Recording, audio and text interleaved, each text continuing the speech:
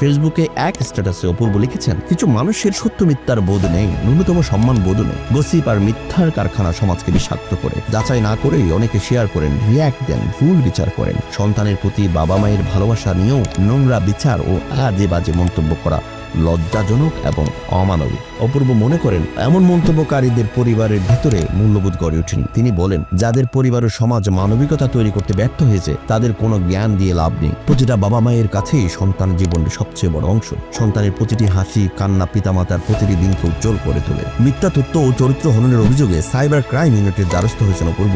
ইতিমধ্যে 3 জনকে শনাক্ত করা হয়েছে। শীঘ্রই বাকিদের আইনের আওতায় আনা হবে। অপূর্বের সাবেক স্ত্রী নাজিয়া হাসান অদিতিও সমালোচকদের বিরুদ্ধে ক্ষোভ প্রকাশ করেছেন। তিনি জানিয়েছেন, আয়া সব সময় মায়ের কাছেই থাকে, ভালোবাসা ও যত্নের অভাব নেই। সপ্তাহে শেষে বা ইচ্ছামতো বাবার কাছে যায় আর সন্তানের সুখে তারা সর্বোচ্চ গুরুত্ব দেন।